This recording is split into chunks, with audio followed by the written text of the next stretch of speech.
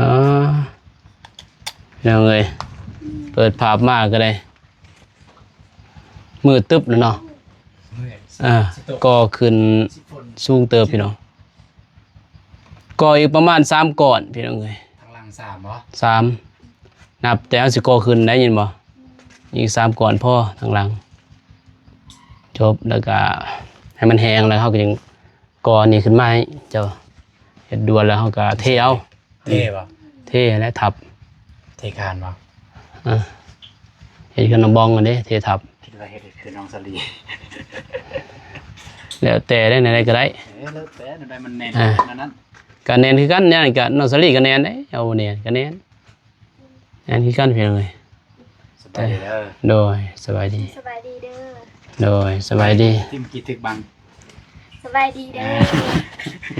เป็นยังไงเนาะไม่หนึ่งบ่ได้ใส่แม่น้องได้เด้เริ่มเด้เปิดเริ่มเปิดไม่เดินแขกได้ไม่โบตูนใช่ไหมเสียงแรงพังสัตว์เนาะ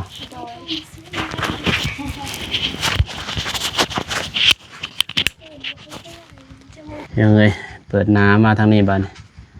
กราบทักทายสบายดีสวัสดีอีกครั้งเด้อพ่อแม่พี่น้องเมื่อสู่สุพลเนาะพังลาวพังไทยกันยินดีตอนรับสู่2บ้านน้องคือเก่าเดิมทางนี้เลยเนาะมาบ้านน้องก็เลยคือเก่ามื้อนี้ก็สืบต่อภารกิจห้องน้ำห้องในเนาะก็เลยจับกล่องให้ก็ไปได้เติบพี่น้อง2อันนี่เนาะนับตัวนี้ก็3แม่นบ่2เอาตูนแถวนึงบ่นุ่งสิแถวนึงกันนี่พี่น้องเอ้ยมาให้น้องก็เลยหักคอ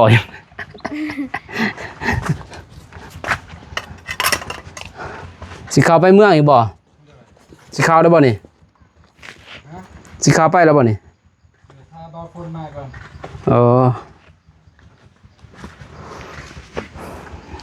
ทุกคนมาก่อนสิไปเจอบ้านประตูกับวงนั่นเลยป่ะเล็กเลื่อยใช่เล็กใช่ตัดแต่ว่าบานกับวงตัดมันมีดิมีเมินตีมือจะมาเมินมาลูกนี่แล้วมือแต่ว่าก็สิกอทางล่างก่อนจึงสบายเลาะไปเลาะมาเนาะแม่นกอหมดเรียบร้อยแล้วจึงทางน้าตัวนี้ได้กอคางก่อนเลยจึงอื่นเป็นกอแล้วทางน้าเนี่ยถ้ามันทันมีแต่กอนี่ก่อนกอตัดกอกันเลยเนาะประมาณนี้กอตัดนั่นก่อน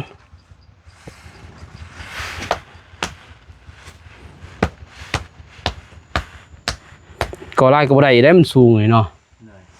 ญาตินี่เด้ญาติถล่มคือบ้านนี้เด้นี่มันติดศูนย์บ่ใช่ติดศูนย์มาจากศูนย์ได้ลมติดศูนย์ลมในหนึ่งป่มนะตินี่น้องหัวไอเอียบอยู่นี้บ้านไม่ได้ตกหมดเลยนะนี่จะตกไปทางพุ่นตกทางนี้ไม่ได้ทับตีเองเนาะเจ็บเกือบพี่น้องไอ้บ้านมันคำนี่เอาเผาเนาะเผาจะได้น้องติประจันอยากได้บ้างนำแบบนี้อยากได้มีเหรอตีของน้ำมีป่ะยังห้องน้ำน้องติประจันให้มาเบาเลยเรื่องห้องน้ำเตือนสิอยู่ยังบ่มีห้องน้ำเนาะเลยเตือนเพิ่นสิอยู่ยังบ้านเมืองเฮ็ดให้พี่น้องเอ้ยอดสาอยู่ขึ้นเป็นได้เนาะถือว่าพัฒนาลายเติบไปเทียบกับน้ำนองสลีเนาะต่อเนาะกอน้ำนองสลีเนี่ยโคตรนะเขาก็ไปปิดบ้างแล้วเนาะตายเลยเป็นแบบไหนบริปิดยังเนาะนี่ได้ก็ได้น่ะโคงเฮ็ดได้มันไหนก็เฮ็ดไปเลยแหละแม่นบ่เฮาก็บ่ได้แล้วเนี่ยมันซื้อแล้ว FC เพิ่นติส้มก็เฮาก็ยอมรับไว้แล้วนะเพราะเฮาก็บ่เป็นเด้ มันบ่แม่นสร้างโดยเฉพาะพี่น้องเอ้ยบ่าวน้องอะสมัครเล่นกันก็เฮ็ดเองก็ซ้ำนี่แหละโค้งงอนั่นนี่แหละ อันนี้ก็มันอยากให้มันแน่นให้มันจับแต่เทคานเอาแล้วแน่นเลย โอ้ยบ่เท่ก็เรือเปื้อซ้ำห้องน้ำ ไปใส่ดอกเขตบ้านนี่ อืม บซูมี ผมมีหมดประโยชน์ว่ะ ประโยชน์เนี่ยว่าเป็นหยัง ยานแต่แผ่นดินไหวมีมาต้นแผ่นดินไหวนี้แล้วโลด บ้านนี้ก็ต้องปิ้งดู ปิ้วอ่ะน้องเทวจันทร์ ปิ้งนะคะ ก็สำนีว่าสิปิ้วเนาะ ดูขนมข้าวแห้ง พันแห้งปิ้ว คันบ่แน่นปันไดปิ้วนี่ปิ้วเลย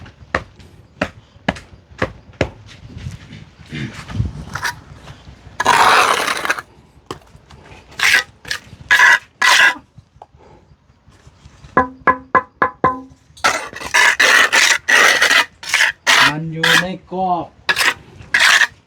มีเชือกก็มีเป็นไร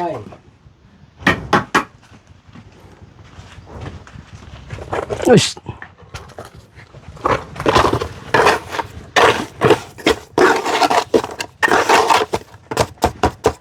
เอาไว้ที่ก็เน่าไว้ซื้อ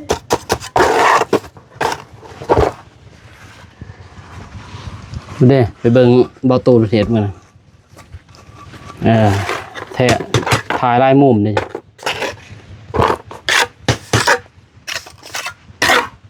มาแล้วคน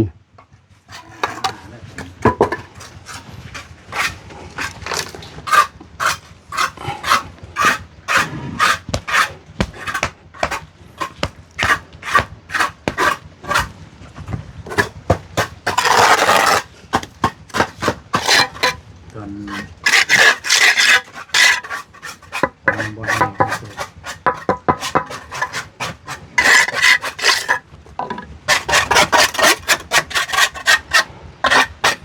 ว่าซื้อเย็ดแล้วเนาะ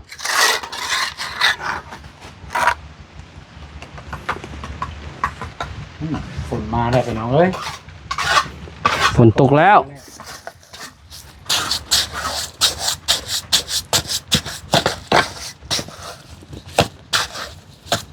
ซื้อแล้ววันนี้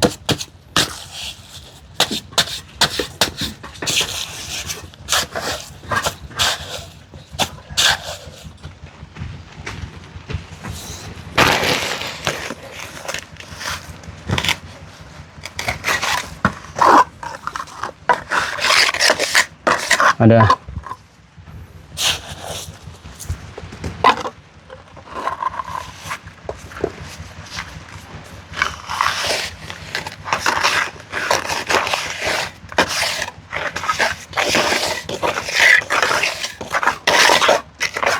แต่แล้วสำหรับ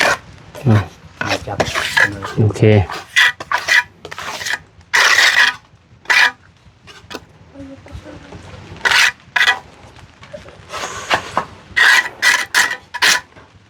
ใส่เล็กตะปูหมดได้พี่น้องเอ้ยทางนี้นะตอกใส่หมดนะตอนใส่บริทายเนาะ เดิน ใส่เล็กตะปูหมดตอกใส่เนาะโอ้แล้วเลยมีอยู่บ่เบิ่งคือบ่มีปูนเนี่ย กินพอป่ะ เฮ็ดแต่ทรายอยู่นี่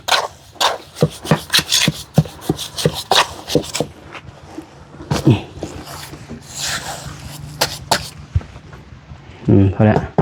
เติมน้ำใส่ป่ะ พอแล้วหนาม พอแล้ว เดี๋ยวกูนี้บดจับซ้ เร็วโคตรกามันแห้งปลา ำก็ได้ซ้ำบ้านหนึ่งย่านนะ แม่ทั้งเป็นสูง ไปสู้ในหนึ่งกับปางเอาแล้ว แล้วก็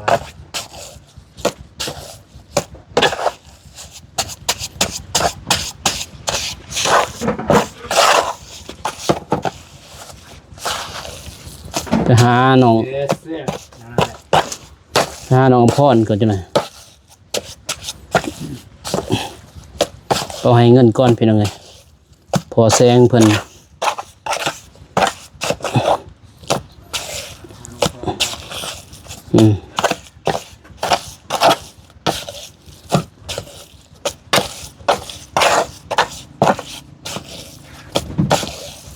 อู้เสียดายเว้ย อาจารย์เป็นยังต้องตั้งเกียรติอาจารย์ พ่อซื้อที่ สิเกียรติว่าที่เคยที่เตาบ่ายขมันกระดอนอย่างทำไมเด็กหน่อย ข้างก็ซื้ออะไรล่ะ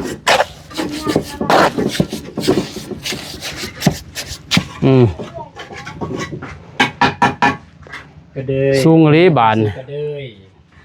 คือมันตั้งซื้อแบบว่าสบายๆหมู่เอิญแน่ซื้อล่าซื้อนางฝ่าฝนดำขาวแดงอยู่สิไปตั้งกระเดย แต่ว่าก็เป็นซื้อที่ งดงาม มงคล ซื้อก็ได้แล้วจะได้เฮือนนี่เนาะ ซื้อได้ แม่ บุ น ญ แม่นบ่ ซื้อก็ได้ยังได้เฮือน น้องกระเดย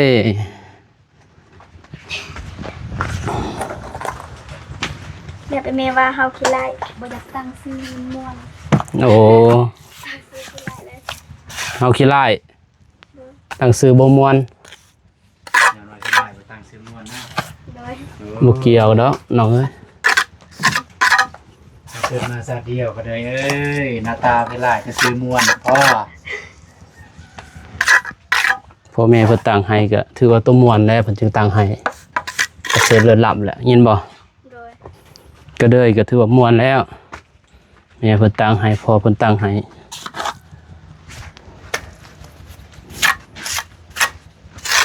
แต่ละชนเผ่ามันต่างกันเด้ชื่อแม่นบ่ โดย ชนเผ่าเพิ่นแบบนี้ม่วนคือเวียดเห็นบ่เวียดนามก็แต่งแล้วนึง มีซองซื้อเลยซื้อ ชื่อได้แน่ อันนึงเห็นเนี้ย ได้อันหนึง เอ้ย ชื่อเอ้ยน้องก็เดยน้องเอ้ยพี่น้องเอ้ย เดินซองซื้อก็ได้ก็ได้ก็ได้เอ้ย จะได้ ก็ได้เอ้ย ก็ซื้อมาซองแล้วเนาะ ซื้อซองซื้อเลยก็ได้เอ้ย เอาผสมไหมเอาอีกสายน้องทิพจันทร์ เอาใส่ ส้มต่อรถมันแล้วกอตัวนี้สิกอตัดอีกกอแล้วนี่สองอันนี่กับพ่อก้อนพี่หน่อยตัวนี้ก็คืนสองอันหนึ่งนี่แหละปลามืออื่นสองอันเพื่อจบเนาะมืออื่นมีที่ต่อตัดอีกก้อนจะหน่อย ก็นั่นแหละมันจะปรับนี่เลย ใช่ ปรับคืน ก็แล้วตัวนี้ปรับพื้นได้ดีเลยก็ค้างก็ตัดนี่ก็แล้ว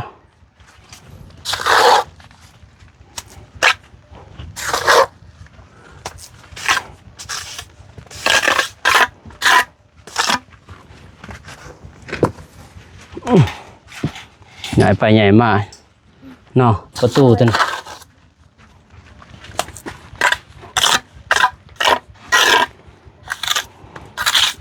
ก็สิจับก็ได้อยู่พี่น้องตัวนี้แต่ว่านักกันทีเลยตอนใหม่ๆนี่ดุเกินไหมใหม่ๆนี่บ่เมื่อยคือวันนี้หิวใส่รถมื้อนี้หิวบ่ได้มื้อนี้ คืนนี้ม้วนนี่เลย บ่ม่วนบ่เรือดอกนอนเฮือนผู้สาว บ่ได้นอน เมื่อบ่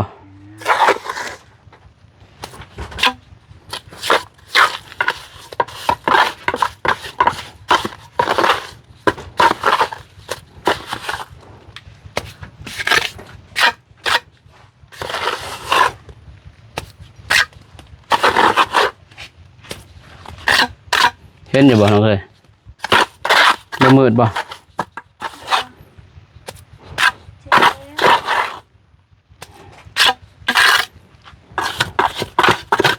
โอเคหยุดก่อนก็ได้โอเคพี่น้องเอ้ยเบาต้นไปเอาบ้านประตูพี่น้องเอ้ยมีแต่เบาลงผู้เดียวบัดเนี่ยน้องก็เลยกลับไปซื้อนั่นซื้อหยังฮะ ซื้อเสื้อปู โดย ก็เลยให้น้องทิพจันทร์จับกองให้บาด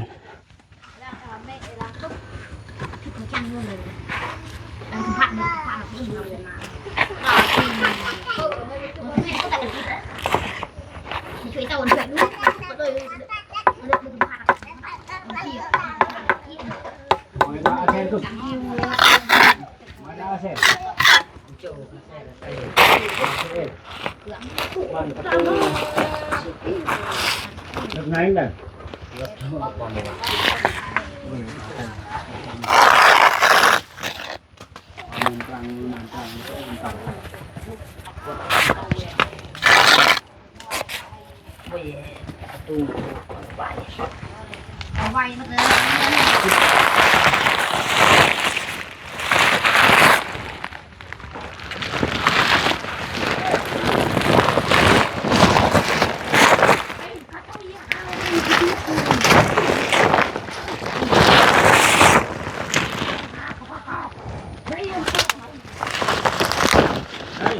บ่ เออ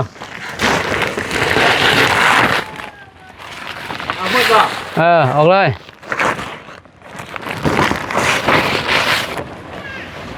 ไปแกะอยู่เทิงพุ่นนี่ก็แหงไว้พี่น้องเอ้ย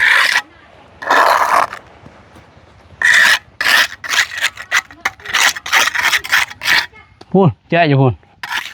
อยู่เทิงเพื่อนใส่พรเลย โอเคเนาะจะนอนอย่างสิคนตกนะ บุแกะก็บุแกะ ปะนั่นนี่นะ อย่างพ่นมาบัดเดียวเนาะ มากก็เขากระปกสบายเอา อยากได้บัดนั้นเนาะ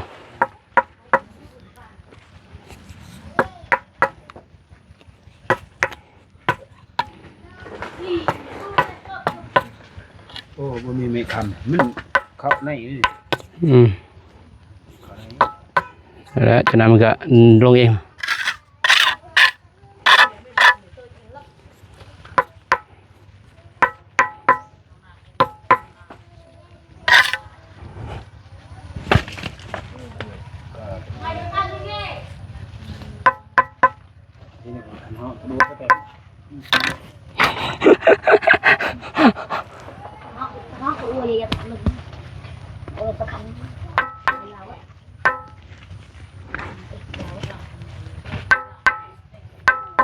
เงาบ่ก็เลยไปอยู่เงาประจันพี่น้อยก็เลยไปอยู่เหลืองเงาเลยเพิ่นพอดีผมมีคนปากน้ำ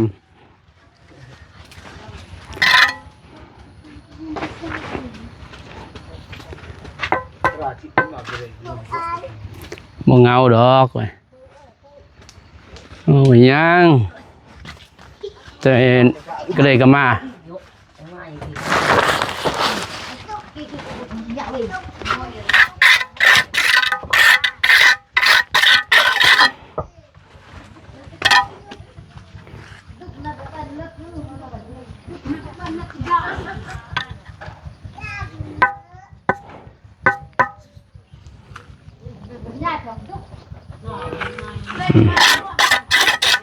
ยังอีก1 2ยัง2อันเอาตัวนี้กับพ่อเพราะตัวนี้มันสูงโพดได้ไหมมันชีวิตตอนนั้นพี่หน่อยใส่ทำนี้นี่ก็จิใส่นั่นแหละใส่2ลมเลยตัวนี้ก่อบันนี้แต่มันนี่ก่อตัวนี้พ่อแล้วอันนี้ก็พ่อแล้วสิก่อตัวนี้ต่อพี่น้องเพราะว่ามันบ่แหงญาติพอก็2อัน1 2 3อัน3อัน1 2 3หารผมบ่มีมันสูงพี่น้องเนาะแม่นบ่น้องทิพจันทร์เงาพี่น้องเลยน้องก็เลยบ่อยู่เงาจังไหนเพิ่นก็มาไปซื้อเสื้อปูแม่นบ่ไหนเพิ่นก็มา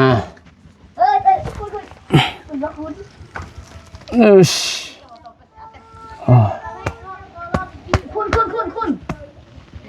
เลยนะคุณ อย่านมันหลบนี่พี่น้องเลยเพราะว่า1 2 3 4ตัวนี้4ตัวนี้เนาะตัวนี้4ได้อพี่น้องขนาดบอกมันซื่อก็บ่เป็นหยังบอกบ่ซื่อพี่น้องเอ้ยบอกมันจะขดนะเวลาเฮาตั้งมันบ่เสมอ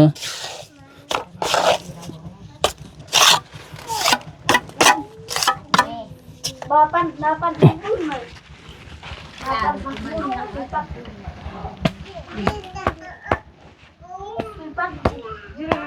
Bapan. สูงวิดหัวเบาโน่งแล้วบัดนี้ยังอีก2อันก็พอแล้วเนาะปิดหัวไว้เด้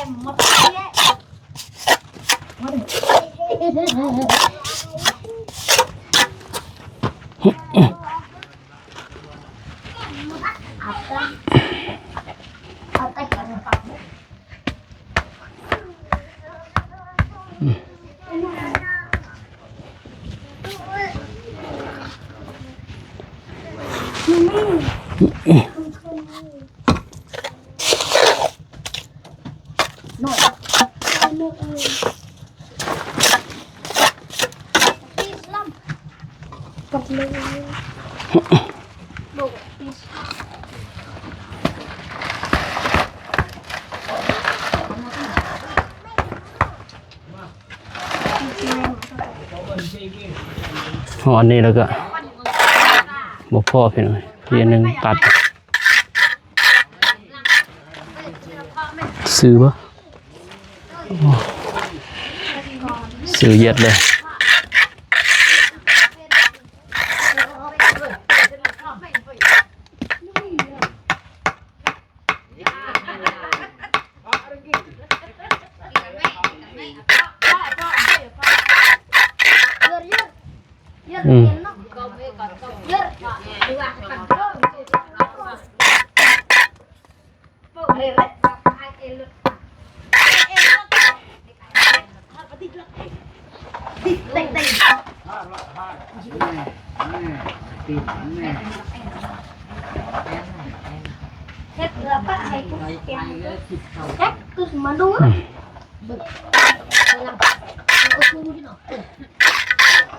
งามยังไง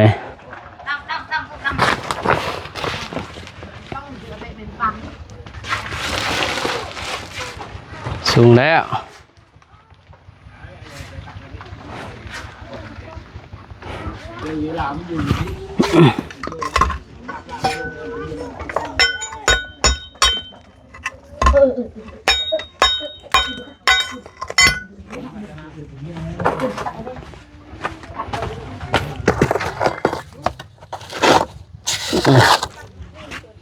เข้ามาเลย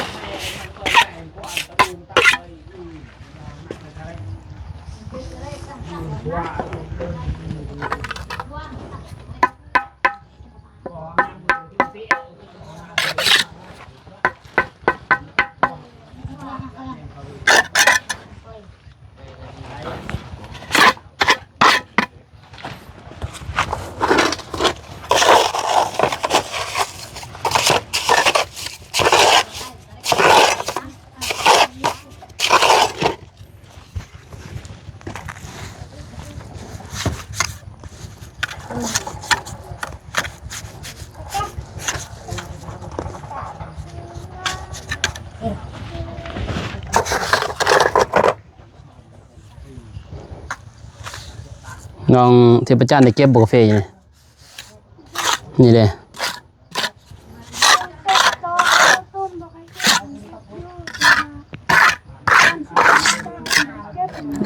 บ่ได้เก็บป่ะ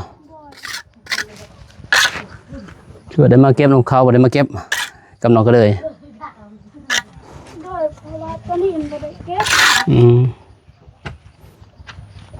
อันนี้มันจะไปขึ้นได้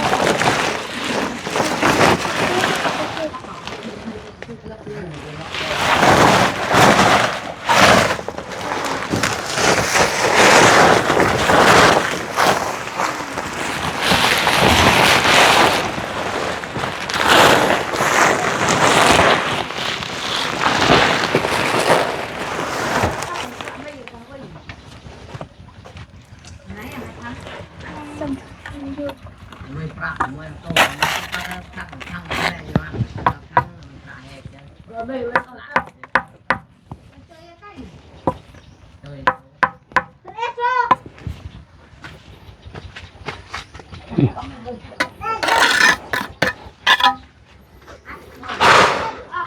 ติบพี่น้องเลยพอดี1.6 นั่น1.6เลยแต่วางนี่ตัวนี้มันสูงโพดพี่น้องเลยเนาะแต่ว่าน้ำนี่บ่ต้องเสียต่ำๆพอดีสำนันเลยทมก็ขึ้นเลยสำนันแต่ก็เบิ่งก่อนว่าสีเฮ็ดแบบคือว่านุ่งว่าบ่เอาไปทางพุ่นแล้วก็อาบน้ำอยู่นี่อาบน้ำแล้วก็อัดเอาพี่น้องเนาะแล้วก็เอามาทางนี้เอากอเลยตัวนี้บางครั้งว่านุ่งว่าสิกอเลยตัวนี้นี่กอไปหอนหันเลยเปิดเบื้องนั้นเนาะน้องทิพจันทร์เนาะ โดย มันจังง่ายแม่นบ่อันนี้มันสิต่ำพี่น้องเลย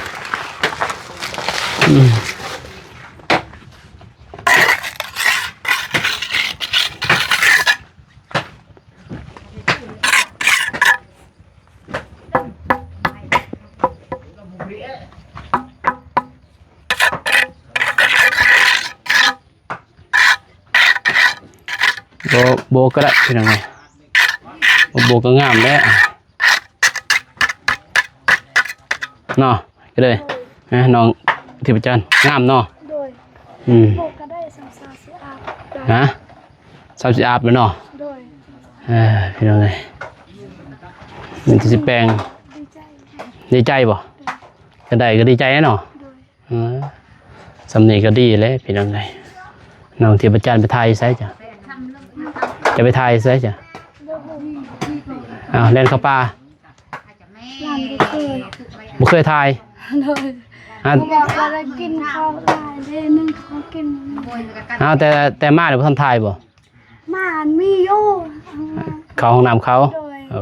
แต่บ่มีห้องน้ำคือเราบ่ไทยแต่มาบ่ไทย แต่หมาถ่ายโยแต่ว่ามายืน โดยบ่มีห้องน้ำเพิ่นกะไปเซาไปทายห้องน้ำเขาแม่นบ่เรียบร้อยพี่น้องเนาะเนี่ยว่างามพี่น้องบ่น้องก็บ่แม่นสร้างเด้อพี่น้องขอโทษขออภัยถ้าเฮ็ดบ่จบบ่งามก็ได้ไปเฮ็ดได้สำนี้แหละพี่น้องเนาะมีแต่วิดหัวเด้ก็วิดหัวยังอีก2อันพี่น้องเนาะก็พอได้เบิ่งนี่ก็ขึ้นอีก2อันพอบ่อยากให้มันสูงหลายสิวิดตัวนั้นเลยพี่น้องมันวิดก็ได้สักวันนึงนั่นแหละประมาณนั้นตามเบิ่งแต่หม้องนี้มันสูงโพดนั่นนะพี่น้องมันวิดตัวนี้ก็เปิดมาก็มันสิพะเข้าทางมุกเอี่ยมพี่น้องเนาะบ่ได้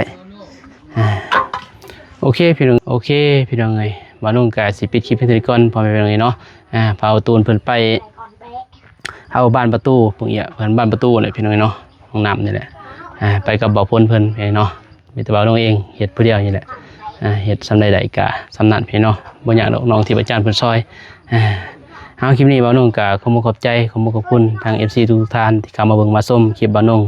แต่ตอนจบคลิปพ่อแม่พี่น้องเอ้ยเนาะแล้วก็บ่ข้ามโฆษณาก็ขอบใจหลายเด้อเนาะท้ายสุดนี้บ่าวน้องก็ขออวยพรให้ทาง FC ทุกท่านจงมีแต่ความสุขความเจริญเด้อปรารถนาสิ่งใดขอได้สิ่งนั้นดังสมปรารถนาเนาะในใดเงินหมื่นตื้อในใดเงินแสนแบนมือมาให้ได้แก่มณีโทษหายอย่าได้มาเบียดเบียนเด้อสนิทจังใดก็อย่าได้มาใกล้พร้อมกับความกลัวเด้อพอเด้อแม่เด้อเนาะสาธุพอๆกันในคลิปหน้าไปเนาะคลิปนี้ขอกล่าวคำว่าสบายดีพี่น้องไปบ๊ายบาย